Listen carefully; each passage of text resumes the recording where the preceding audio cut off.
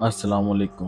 میرا نام ارسلان سعید ہے اور آج کی جو سٹوری ہے وہ اس اسکول کے کمرے کے بارے میں ہے جس میں ایک ایسی مخلوق رہتی ہے جو بھی گیا ہے وہ کبھی واپس نہیں آیا، اور ایک ایسا سوال جس کے بارے میں بہت کم جانتے ہیں، اور یہی سوال آپ کے اس کمرے سے زندہ آنے کے لیے کافی ہے۔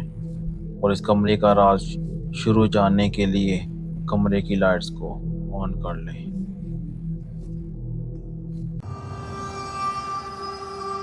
السلام علیکم ارسلان بھائی، میرا نام عبداللہ ہے اور میں گجرانوالہ سے بات کر رہا ہوں۔ جو کہانی آپ کے ساتھ شیئر کر رہا ہوں ہمارے اس اسکول کی ہے جو ہم نے کرائے پر لیا تھا، اور یہ بات 2018 کی ہے۔ اور جب ہم نے یہ اسکول شروع کیا تو تب سب کچھ ٹھیک تھا۔ وقت گزرنے کے ساتھ ساتھ ہمیں اسکول کے بارے میں اور بھی بہت کچھ پتہ چلا، جیسے اسکول میں ہمیں بچوں کے کھیلنے کے لیے جھولے اور پڑھنے کے لیے کتابیں اور بچوں کے کھیلنے کے لیے سلائڈس وغیرہ ہمیں ملی۔ شروع میں ہمیں بچوں کی شکایتیں آنا شروع ہوئی کہ جھولے خود بخود جڑ رہے ہیں۔ ہم نے سمجھا کہ بچے ہمارے ساتھ مذاق کر رہے ہیں، لیکن جب میں نے خود جا کر دیکھا تو واقعی میں جھولے خود بخود جڑ رہے تھے۔ پھر میں نے اس بات پر تحقیق کی تو پتہ چلا کہ ہمارے اسکول میں ایک تہہ خانہ بھی موجود ہے جو کافی ٹائم سے بند تھا۔ اور پھر کچھ ٹائم بعد اسکول کے بچوں نے ایک اور شکایت کی کہ ہمیں اس تہہ خانے کے باہر سے آوازیں سنائی دیتی ہیں۔ تو میں نے پھر خود اس تہہ خانے کے پاس گیا، لیکن مجھے کوئی آوازیں نہیں آئیں۔ پھر ایک کام کی وجہ سے مجھے ایک رات اسکول میں رکنا پڑا۔ تب مجھے ایک آواز سنائی دی جیسے کوئی کلاس میں چل رہا ہو۔ پھر ایک دم سے بچے کی رونے کی آواز سنائی دی، اور بچے کی رونے کی آوازیں آئی تو میں دروازہ کھولنے لگا۔ میں نے دروازے پر تالا لگا ہوا دیکھا۔ میں نے سوچا بند کمرے میں کون ہو سکتا ہے۔ اتنے میں مجھے واچ مین نے آواز دی اور مجھے جانا پڑا۔ ایسے وقت گزرتا گیا اور معاملات مزید اور خراب ہو گئے۔ ایک بار اسکول کے کام کی وجہ سے مجھے دوبارہ وہی آوازیں سنائی دینے لگیں، اور اس بار میں نے وہ آوازیں موبائل میں بھی ریکارڈ کر لی۔ میں نے دل ہی دل میں سوچا کہ مجھے کمرہ چیک کرنا ہوگا کہ اندر کون ہے۔ پھر چابی لینے کے لیے میں اپنے والد کے پاس گیا، اور چابی لینے سے پہلے میں نے اپنے والد کو وہ آوازیں سنائی جو میں نے موبائل میں ریکارڈ کی تھی۔ پھر والد صاحب نے مجھے چابی دی اور بولا کہ جاؤ دیکھو اندر کون ہے۔ تو میں کسی کام کی وجہ سے کمرے کو چیک نہ کر سکا، اور پھر سب کچھ معمول کے مطابق اسکول میں ہونے لگا۔ پھر ایک دن دوبارہ سے وہی آوازیں آنا شروع ہو گئی۔ آوازیں سننے کے لیے میں تہہ خانے میں گیا۔ ایک دم سے سب لائٹ بند ہو گئی۔ میں نے سمجھا کہ شاید لائٹ چلے گئی ہے، کیونکہ ان دنوں میں لائٹ بہت جاتی تھی۔ تو خیر میں نے پھر بھی جا کر دیکھا تو مجھے آوازیں ابھی بھی سنائی دے رہی تھی۔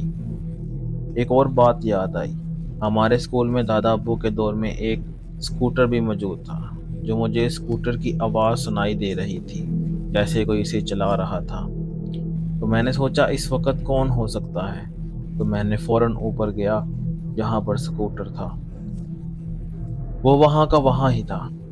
تو میں دل کو تسلی دے رہا تھا یہ میرا وہم ہو سکتا ہے، اور میں دوبارہ نیچے تہہ خانے کی طرف آیا تو مجھے وہ آوازیں پھر سے آنا شروع ہو گئی۔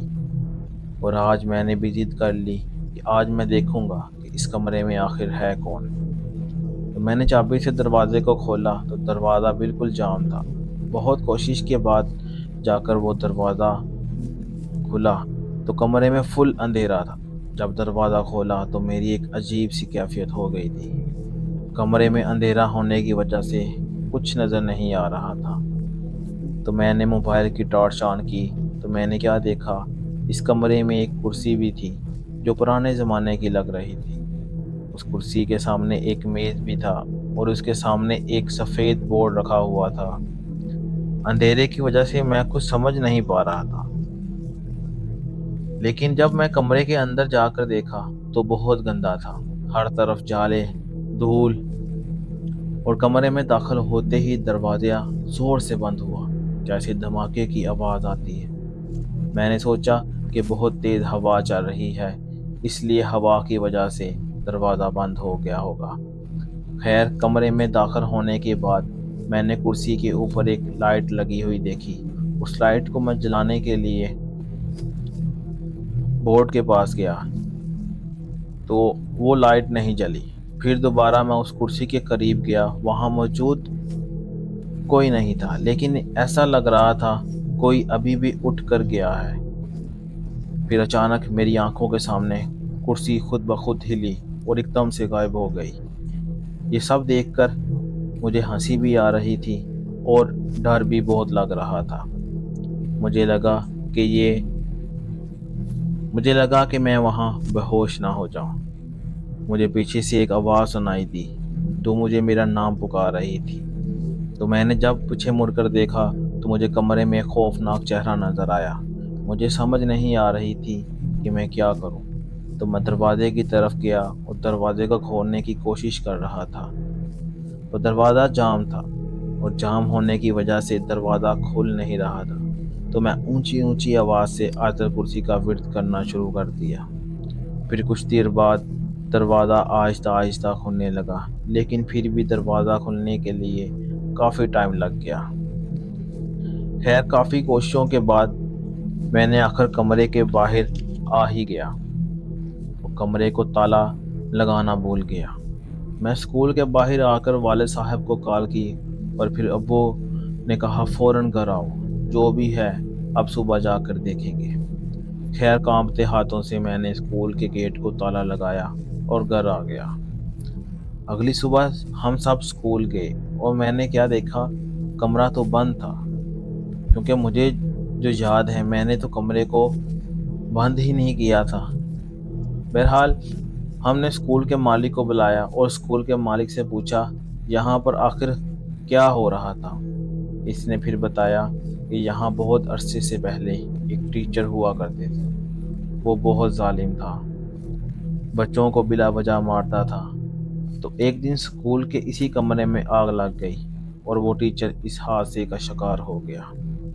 اس کے بعد کمرے میں کافی نقصان ہوتے تھے یا پھر کسی کو چوٹ لگ جاتی تھی، تو ہم نے اس کمرے کو بند کرنے کا فیصلہ کیا۔